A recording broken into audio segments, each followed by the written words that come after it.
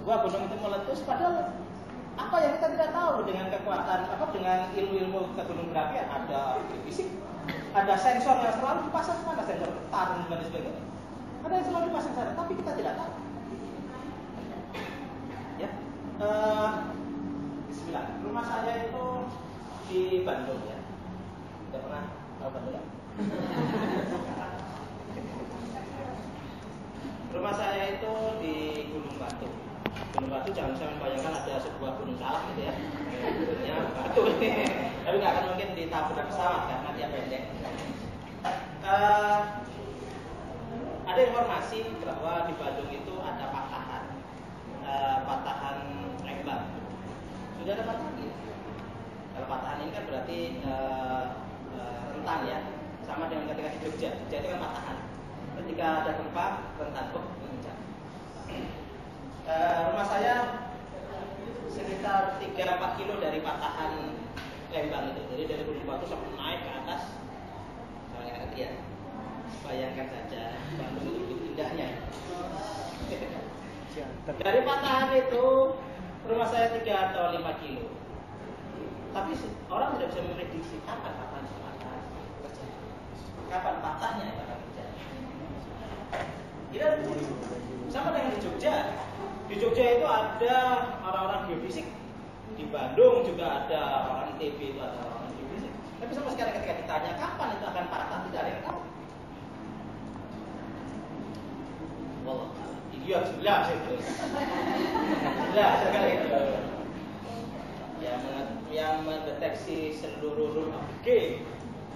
Saya pernah di Facebook saya mengatakan bahwa alam ini adalah proses komput, alam ini adalah proses menghitung. Ya, sama dengan komputer, sama. Cuma permasalahan alam itu angka di belakang komanya tapi tidak. Cuma kita angka di belakang komanya komputer kita paling tidak berangka di belakang koma. Kita sudah tidak mampu lagi mendeteksi koma-koma yang sangat peka. Saya pernah membuat sebuah program simulasi body problem. Jadi ketika ada partikel gravitasinya dimainkan, seringkali kan yang bisa kita lakukan secara teori itu kan 3 yang sudah pusing. Persamaan analitiknya sudah nggak gampang. Biasanya akhirnya dikelompokkan menjadi 2. Ini menjadi pusat masanya. Ngerti ya? Nggak ngerti? Iya, saya tahu. Saya harus lebih membuat populer lagi. Gini. Jadi orang fisika itu mencoba merumuskan tentang bagaimana kalau misalkan ada 2 buah massa saling berdekatan dan ada garis gravitasi. Ketika ada massa pasti ada garis gravitasi. Ketika garis gravitasi dibiarkan dia akan berputar, kan? Yang kecil akan memutar yang besar. Nah, ketika bendanya itu 3, itu secara analitik sudah susah. Tapi secara komputasi bisa. Itu tadi proses komput. Proses untuk kita biarkan dia berproses, maka dia berputar sendiri. Tapi yang saya pernah mencoba melakukan analisa, saya mencoba untuk membuat persamaan terbukanya atau persamaan artificial light. Itu pada posisi tertentu suatu saat nanti dia nempel. Padahal di alam tidak pernah kan. Andai kata bayangkan bumi nempel di matahari gitu. Kita sebelum nempel aja kita sudah jadi daging panggang gitu. Artinya di sini dia karena saya menggunakan pendekatan 30 angka di belakang koma, maka pada kondisi tertentu dia nempel ke depan, nempel makin ke pusat massa yang paling besar. Karena sebenarnya di alam ini. Jadi semua proses komput, semua adalah proses menghitung. Kenapa tetesan air itu berbentuk seperti kendi? Ini proses menghitung. Ada formulanya, ada rule of the game olehnya Einstein. Ada rule of the game. Ya. Chaotic ini sendiri adalah bagian daripada rule of the game. Ada beberapa parameter yang kita tidak mampu mendeteksi. Jadi dia sangat sensitif. Sehingga sensor kita itu tidak mampu mendeteksi ketika kepakan saya kuku saja. Itu menghasilkan badai tornado yang kita tidak sanggup mendeteksi. Orang geofisik kurang apa? Untuk mendeteksi patahannya, mendeteksi gunung berapi. Ada parameter-parameter yang tidak mampu untuk dikendalikan.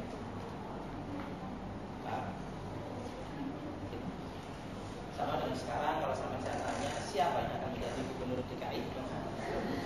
Jokowi. Kan mesti kelompok mereka ya. Ya, meskipun kita bisa membuat prediksi kasar, itu oke. Tapi apakah kemudian itu yang akan terjadi? Bisa jadi sesuatu yang tidak terjadi. Apakah ini memasuki wilayah-wilayah yang sensitif? Apakah ini memasuki wilayah-wilayah yang bisa terprediksi? Ini yang sekarang kita lihat. Orang akhirnya mendeteksi dengan menggunakan statistik. Orang mendeteksi dengan menggunakan sistem RAIN. Orang mendeteksi dengan menggunakan sebenarnya bagian dari statistik proses trend. Itu sebenarnya ekstrapolasi statistik itu. Nah, ada wilayah-wilayah yang sampai harus tetap paham, tetap memegang teguh bahwa ini nggak mampu terprediksi. Ini wilayah ekonomi. Gitu. Nanti akan menarik ketika sampai mulai belajar tentang ekonomi fisik. Apa itu ekonomi fisik? Sedikit saya ceritakan. Ini teori-teori ekonomi yang dicoba didekati dengan kaidah-kaidah fisika. Kenapa saya ceritakan di sini supaya sampean paham bahwa sebenarnya ketika sampean sekarang bermain dengan komputasi, sampean bermain dengan alat, sampean bermain dengan tool. Jadi bukan hanya sekedar ansih numerik, Euler, kemudian Newton Raphson dan seterusnya. Bukan hanya sekedar itu. Sampean harus paham apa yang sampean lakukan. Kenapa harus sampean menggunakan Euler itu apa? Gitu. Sebagai sampean harus paham. Ekonomi fisik itu apa? Ekonomi fisik itu orang mencoba mendeteksi. Sampai sudah pernah kuliah fisika statistik? Hah? Fisika statistik? Bisa. Termodinamika? Oh, makanya. Gini, tak cerita nih.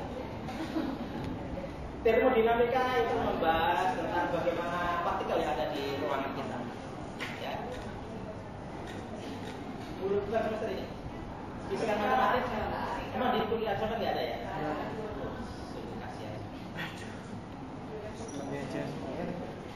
Saya ceritakan supaya sampean agak ngerti lah. Jadi suatu saat, sebenarnya ini juga perlu diketahui oleh sama-sama yang akan berada di teknik biometrik. Karena sangat memungkinkan sampean untuk berhadapan, sangat memungkinkan untuk memasuki wilayah. Jadi ceritanya di teori fisika ada teori termodinamika, ada teori tentang panas, ada teori tentang bagaimana partikel ini bergerak. Ya. Partikel ini bergerak. Ketika partikel ini di ruangan ini ada sekian banyak partikel, maka partikel bisa dikelompokkan. Saya kelompokkan menjadi partikel dari situ dan sebagainya. Saya modelkan partikel-partikel yang ada di alam semesta, di ruangan ini. Saya modelkan partikel itu menjadi beberapa jenis partikel berdasarkan energinya dan seterusnya. Akhirnya kita bisa memprediksi. Padahal partikel ini kan nggak jelas. Partikel ini kan seperti random, seperti bergerak nggak karu-karuan, gitu. Seperti Brown itu kan harus partikel itu nggak tahu entah kemana. Tapi ketika kita mendeteksi, ketika kita mengelompokkan model-model, kenapa dinamakan fisika statistik? Bukan berarti statistik seperti orang-orang statistik tidak. Fisika statistik itu adalah fisika model, memodelkan tentang partikel. Nah, di sini orang-orang berpikir bahwa saya bisa memprediksi tentang dinamika ekonomi itu dengan menggunakan seakan-akan saya memprediksi partikel yang tidak jelas tadi. Nah, ini berbicara prediksi. Akhirnya berbicara model.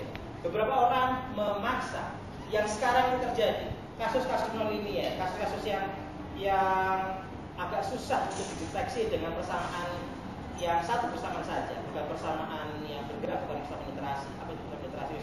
Telah dulu ya. Jadi intinya gini, orang itu ingin ada satu persamaan, menyelesaikan semuanya itu dari persamaan ini saja. Kalau persamaan itu selalu berubah di dalam dinamikanya, maka itu dianggap sebagai sesuatu yang bukan wilayah fisika, bukan wilayah sebuah ilmu alam. Ini wilayah statistik, wilayah matematik. Nah, pusing.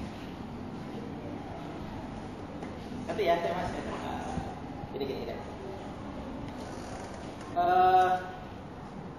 Sampai yang selama ini diajari dari SMA sampai sekarang perguruan tinggi, seringkali sampai diajari ketika ada persamaannya, bagaimana sampai menyelesaikan solusi dari persamaan ini kan. Persamaan mau persamaan diferensial mau persamaan alam ini, sampai diminta untuk menyelesaikan itu langsung menggunakan analitik dari persamaan itu, sampai diminta menyelesaikan. Apakah itu menggunakan numerik? Sampai diminta langsung menyelesaikan, ya kan? Permasalahannya adalah tidak bisa seperti itu. Permasalahannya ada persamaan ini hidup. Permasalahan persamaan ini setiap kondisi awal dia selalu berubah. Gini, ini persamaan interaksi. Saya sedikit memberikan gambaran. Ini adalah wilayah di mana sampai nggak akan mampu menyelesaikan dengan menggunakan interpolasi dan ekstrapolasi. Persamaan tumbuhnya pohon jagung itu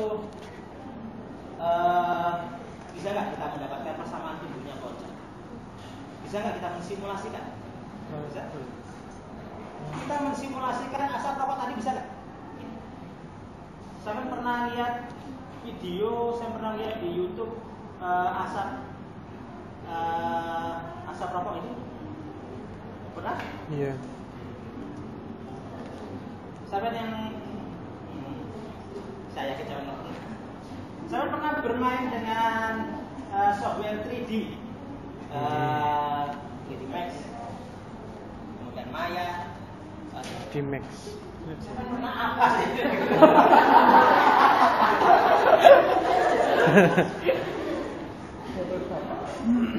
3D Max. Ada sebuah software ya, software ada dimensi yang biasanya dipakai untuk membuat film-film animasi itu ya. Itu namanya 3D Max.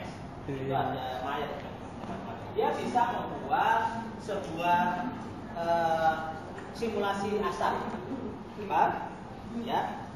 Saya sekarang membuat simulasi asap. Saya lakukan. Saya buat bentuknya tertentu. Saya ulangi lagi. Bentuknya sama tidak? Simulasi sama. Sama. Simulasi sama. Sama, ya. Sama. Simulasi sama. Ya. Nek aslinya beda. Saya membuat saya membuat bilangan random aja ya. Saya menunjukkan bilangan random, menunjukkan 1 sampai 1000 bilangan random. Jangan dibuat randomize. Bilangan random biasa. Munculnya 1 gitu. Sampai munculkan lagi. Padahal saya membuat bilangan random. Padahal saya sedang mensimulasikan sebuah asap. Bedanya dengan manusia tadi apa? Bedanya dengan ketika si ahli hisab tadi memunculkan asap tadi apa bedanya? Bedanya Banyak variabel. apa bedanya? Sumbernya kenapa? Sumbernya beda. Variabelnya. Variabel penentunya beda. Variabel penentunya kita buat sama deh. Kita buat variabel penentunya sama. Tekanan ada sama. Apa? Bedanya? Bedanya? Diatur. Ayo. Bedanya Diatur. karena ketika kita membuat simulasi tidak ada delta, tidak ada perbedaan. Mau perbedaan suhu, mau perbedaan. Kita kan nggak. Iya. Di software itu kita buat kondisi awalnya selalu sama. Ketika kondisi awalnya sama, maka tracknya lalu lintasnya pasti sama. Sampai melemparkan dadu di komputer, sampai buat persamaan melempar dadu di komputer, ya. Sampai lakukan lagi 10 kali, munculnya tetap 6 terus, atau munculnya 5 terus. Karena apa? Karena inisial kondisi awalnya itu selalu sama. Mengerti? Artinya apa? Ketika si ahli hisab tadi itu monyongnya sama benar, gitu. Misalkan di freeze, ini terus dia diri terus, pasti sama. Tekanannya sama. Ketika semuanya diisolasi sama, maka dia akan masuk dalam track yang tadi. Mengerti? Ketika dia bergeser sedikit saja, itu sudah tracknya sudah berbeda.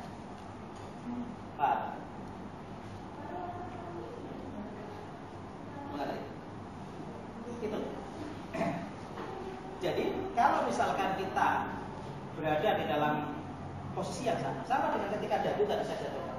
Ketika kita berada pada posisi yang sama, semua serba sama, pasti sama hasilnya. Tapi masalahnya, karena ini daerah yang sensitif, saya akan menggerakkan dadunya tadi, tekanannya tidak mungkin sama. Saya menselisih 0,0001 saja, itu sudah berbeda. Mengerti? Ya. Jadi ada daerah level, daerah di mana dia mangkoknya dibalik. Ya. Kalau misalkan saya punya pelana kuda, saya meletakkan kelereng di atas pelana kuda, itu jatuhnya ke sana. Saya meletakkan kembali di situ. Saya yakin itu tempat yang sama. Ya, bergeser ke tempat yang lain. Karena sampai tidak mampu untuk meletakkan di tempat yang nol, dia tanya nol, itu tidak mungkin. Pak, itu yang disebut dengan daerah sensitif.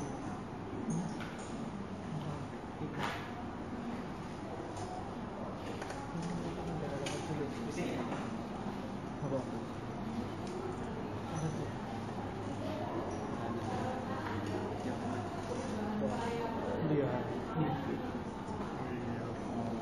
Bukan perubahan variabelnya sama, tapi konstantanya, nilainya.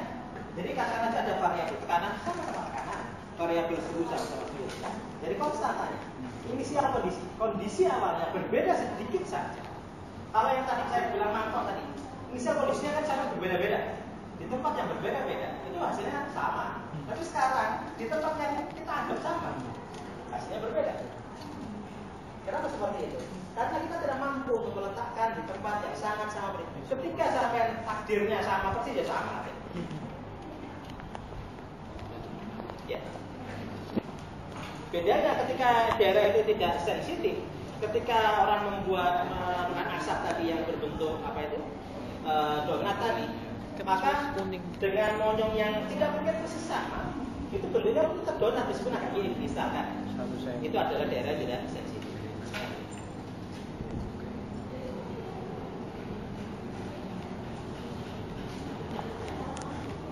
Bingung ya? Di mana kita menemukan daerah sensitif dan di mana itu tidak sensitif? Di mana kapan kita bisa menyelesaikan dengan menggunakan persamaan yang kita pakai ini kapan tidak? Karena sampai akan sering mengalami. Jadi cara menyelesaikannya adalah dengan menggunakan persamaan dan persamaan iterasi.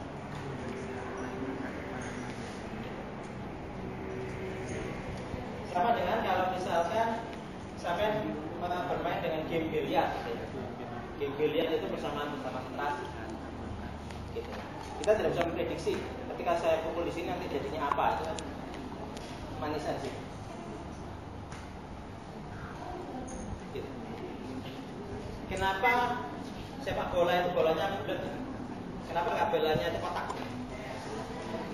Karena kalau bolanya itu kotak, itu dia menjadi tidak sensitif, ya, tidak terlalu sensitif meskipun masih ada sensitif. Jadi sensitifnya terlalu rendah. Kalau lingkaran bola itu jadi tidak sensitif. Selisih 0,1 mikro saja itu beda.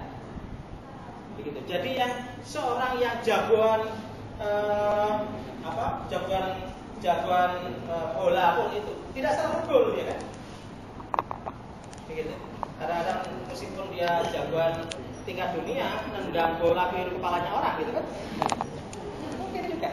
Kenapa seperti itu? Karena memang bola itu dibuat peka.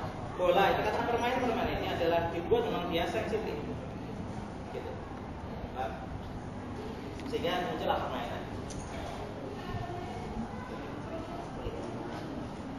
Kenapa yang satunya pintar main bola, satunya tidak? Bukan di wilayah bolanya, bukan di wilayah bagaimana nendangnya, tapi di wilayah di luar bolanya. Ketika sudah berhadapan dengan bola, sama-sama berhadapan dengan bola, maka sensitivitasnya sama. Gitu. Jadi pemain bola yang jagoan itu bukan bagaimana dia terlalu pintar nendangnya, gitu. Sama-sama dia pintar nendangnya, tapi ketika dia tidak berhadapan dengan bola, itu dia harus mempunyai skill yang tinggi, gitu. Jadi pemain bola yang pandai bukan hanya yang pintar bagaimana nendang bola, ya. Karena kalau nendang bola sama-sama memasuki wilayah saja. Ada pertanyaan? Siapa wajib bercerita apa yang saya cerita?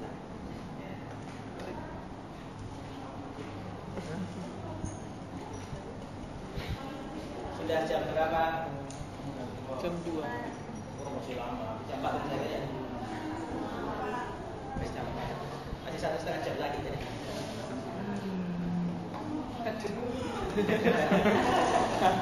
Tidak capek ya, tidak pusing. Beban ini. Enggak, maksudnya selak lami kok ini tulis apa? Aku mereview sister kenapa jengkol nolak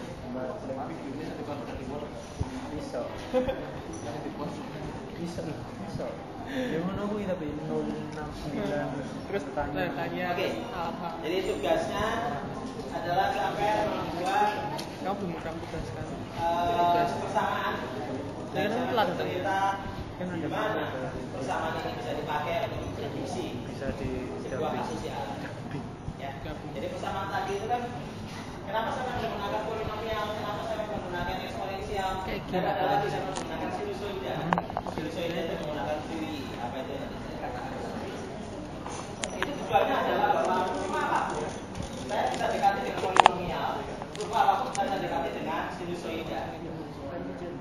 Sinusoida itu apa gitu ya. Jadi sekarang saya bisa kita untuk mendekati dengan polinomial. Polinomial pangkat 1 yang polinomial pangkat 6 itu kurvanya profilnya seperti apa. Sehingga ketika saya punya data, tidak harus selalu saya jadikan persamaan regresi linear dan sinusoida linear. Enggak, kita ngomongin Gitu.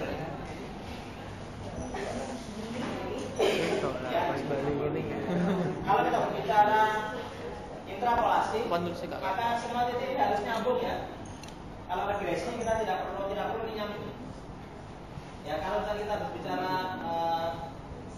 saya ingin mendapatkan intrapolasi dari titik di tengah ini, maka saya harus mendapatkan persamaan di titik-titik yang ada. Itu titik-titiknya harus kena semua.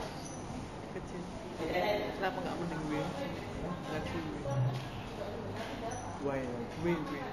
Ya, Oh, jadi iya. kalau kita berbicara regresi, saya sedang tidak memasalahkan apakah semua data saya kena atau tidak. Tapi kalau kena, boleh itu bagus. Ya, tapi saya sedang tidak memmasalahkan trennya gimana. Kalau kita berbicara regresi, saya sedang berbicara trennya. Oke, ini saya bisa dekati dengan garis lurus. Tidak harus semuanya kena. Kalau kita bicara regresi, Pak. Tapi kalau kita berbicara interpolasi, saya menulis data di sini, maka antara yang di sini tadi itu titiknya harus kena, Pak? Ya, titiknya harus kena. Jadi saya mendeteksi 2 titik saja boleh, 2 titik di apa? 2 titik selanjutnya atau semua titik boleh, boleh. Saya hanya mendeteksi titik itu dari ini saja garis, ini yang di tengah-tengahnya boleh, Pak? Ya. Jadi untuk menentukan titik di tengahnya, kita bisa antara titik itu antara 2 titik kasih tengah garis atau titik ketiga kita buat persamaan tertentu. Tapi yang penting kita harus semua titiknya harus untuk memprediksi apakah dari 1 titik tangganya, apa dari 2 titik tangganya, apa dari semuanya. Tapi kalau semuanya terlalu ribet. Ya. Karena kita harus memastikan polinomial itu untuk semua kena itu agak ribet. Gitu. Dan seringkali beberapa ilmuwan itu memfilter dulu datanya. Jadi ada metode statistik untuk mengatakan bahwa parameter ini, variabel ini adalah variabel yang membuat dia atau variabel gantung atau variabel tidak gantung itu bisa dimainkan. Gitu.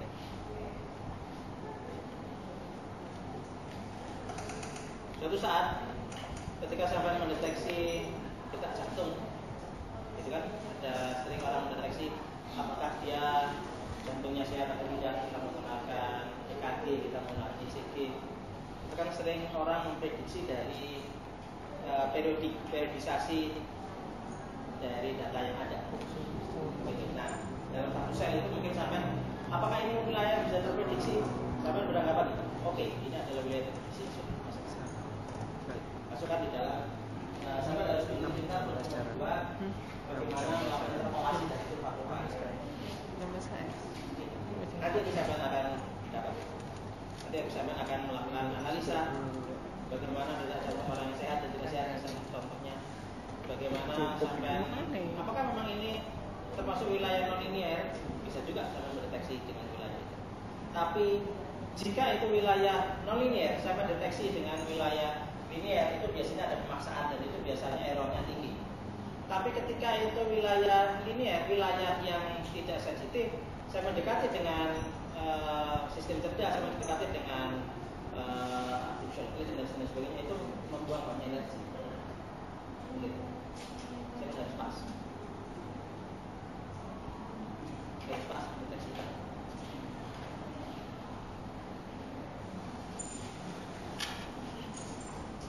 Sampai sekarang yang saya sangat kagum itu adalah teknologi pesawat.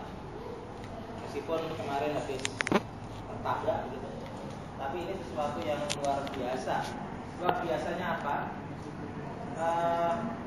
Kalau sampai tahu bahwa teknologi pesawat itu sebenarnya kasusnya sederhana, bahwa dia punya kecepatan yang sangat tinggi.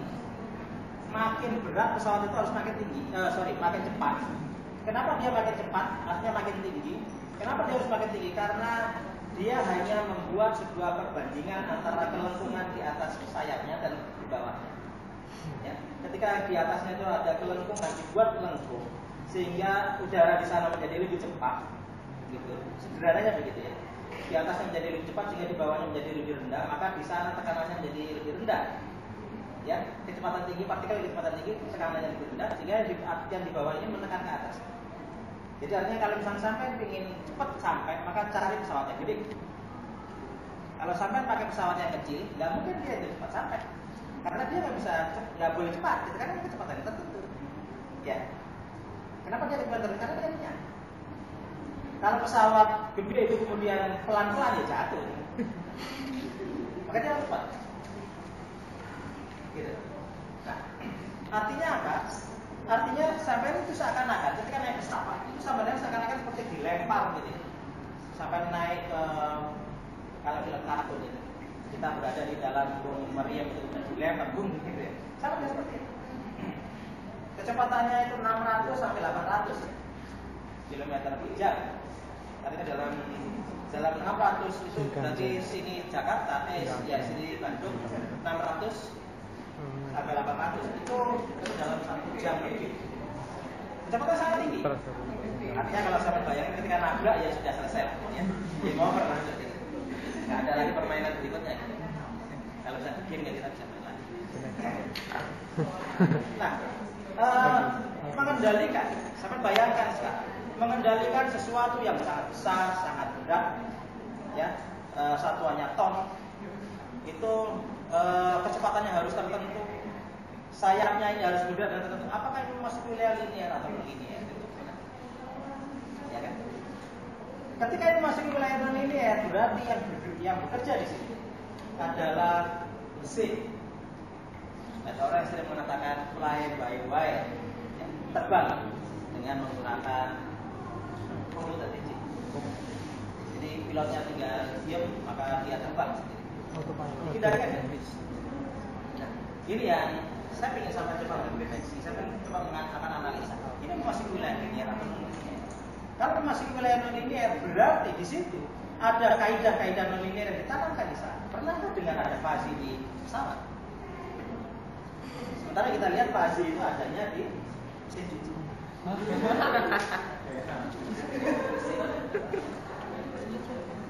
Ada nggak pesawat yang menggunakan teknologi fasi? Ada nggak pesawat yang menggunakan teknologi artificial intelligence? Ada nggak pesawat yang menggunakan teknologi neural network? Ada nggak pesawat yang menggunakan teknologi? Kalau tidak, berarti sebenarnya pesawat menggunakan. Kak ngono awan dia menghindar, punya sih. Ya. Terus Begitu. Sama dengan ketika ada permasalahan bagaimana pesawat pertama kali itu turun ke bulan. Apakah dia menggunakan non-linear program? Ketika dia turun ke bulan, dia menggunakan artificial light. Apa itu artificial light? Pesawat yang menggunakannya. Kawan kita. Jadi kita sedikit saya sentuh apa itu artificial light. Karena artificial light intinya adalah saya tidak bisa membuat alam ini ditantang dengan menggunakan satu persamaan saja. Katakanlah begini, saya ingin mendeteksi aliran fluida, maka yang saya pakai adalah persamaan Bernoulli cukup. Oh, nggak bisa.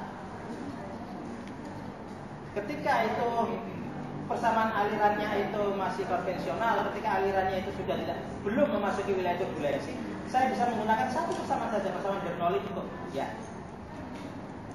Tapi ketika itu masih ke wilayah turbulensi, saya menggunakan persamaan fungsi di dalam fungsi. Sama dengan saya ceritakan tadi, apakah kita mampu membuat persamaan? Padahal sebenarnya, apakah akar itu mengambil makanannya antara satu jagung dan jagung berikutnya beda? Sama. Kalau kita preteli komponennya, persamaan akar mengambil air antara satu jagung dan jagung berikutnya tidak sama. Ya. Artinya rule of the game-nya sama. Tapi kenapa hasilnya ini memasuki wilayah deterministik predictable? Susah. Kurang. Terlalu. Jadi kalau saya teruskan nanti sampai tambah pusing ya. Karena nanti di bawah di tempat pusing semua. Minyak kayu putih. Ada pertanyaan? Ayo. Monggo. Menentukan sebuah dinamika sistem. Menentukan.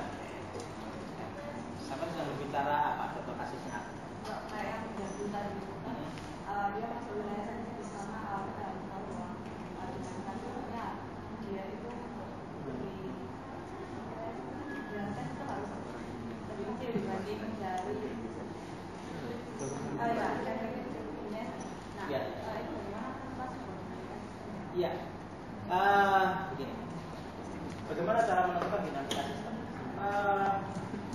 Sebuah sistem yang kita alami, apakah itu hidup atau tidak hidup? Fisika itu bercerita tentang yang mati ya. Ini permasalahannya ketika kita melakukan pengamatan terhadap kenapa burung itu bergerak dengan sebuah irama yang sama, apakah itu wilayah fisika atau wilayah fisika? Oke, itu nanti kapan kita bahas. Apakah kemudian kalau pohon itu pendapatnya berbeda? Apakah sel itu pendapatnya berbeda? Nah, itu nanti kita bahas. Yang saya maksud dengan dinamika sistem itu adalah sistem itu bergerak dalam satu waktu yang jadi time series. Saya mengamati perubahan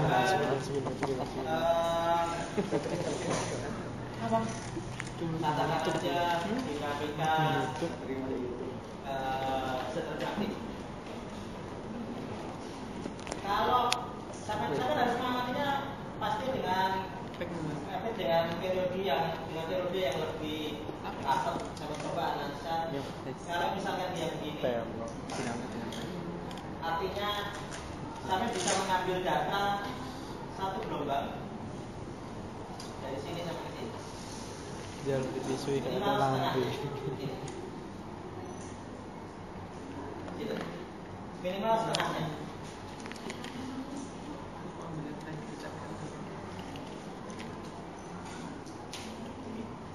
Gitu. Jadi, ya kalau misalnya ingin tahu bagaimana dinamika sistem, ya sama dalam mengamati. Artinya seperti gini. Ketika saya tiba-tiba menemukan seakan-akan ini chaotic, saya harus berpikir, oke, jangan berpikir ini sensitif dulu. Berpikir jangan-jangan sampai itu pengambilan sampel sampai itu lebih besar daripada dinamika sistemnya. Tapi kecil kan? Mengerti ya? Jadi misalnya saya dapat data dari sini ke sini, tiba-tiba saya dapat data yang nggak jelas. Saya harus berpikir bahwa jangan-jangan dari sini sampai ngambil datanya misalnya ini ya. Jangan-jangan di sini itu ada. Mengerti saya? Jadi ketika saya mendapatkan gambar yang tidak terdeteksi, saya mendapatkan sebuah gambar yang susah untuk diambil interpolasi dan ekstrapolasinya. Ini persamaan mana berapa ya? Susah. Ya. Nah, ketika saya mendapatkan data yang agak susah ini, saya coba cek apakah apakah ini sampling pengambilan datanya itu terlalu kecil? Mas. Jadi dia harus kecil. Kalau dia kecil memang ternyata datanya lebih rapat, ternyata memang begini ya sudah dong, ini kayak ini sesuatu yang tidak bisa terprediksi. Karena setelah ini apa ini mau naik apa mau turun ya nggak tahu. Ya trennya kita nggak tahu. Ini didekati dengan ini ya loh ya besar. Pak, saya kemudian seakan-akan mendeteksi bahwa di sini padahal sebenarnya dia ini. 5 bulan lagi dia itu mati ya kan, jadi 5 bulan lagi dia beranak 20 di sini kan. Ada enggak? Pak?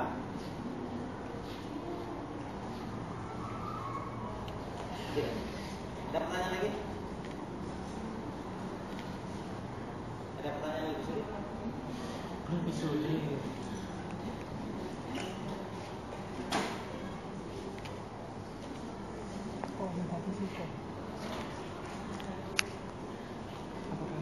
Oke, saya ingin satu lagi bercerita pada sampean. Ada sebuah teori pendekatan bukan hanya dengan menggunakan polinomial, tapi dengan menggunakan UI.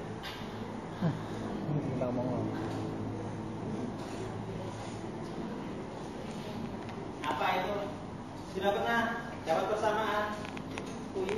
Sudah pernah. Dapat, Isma? Matematika teknik. Matek.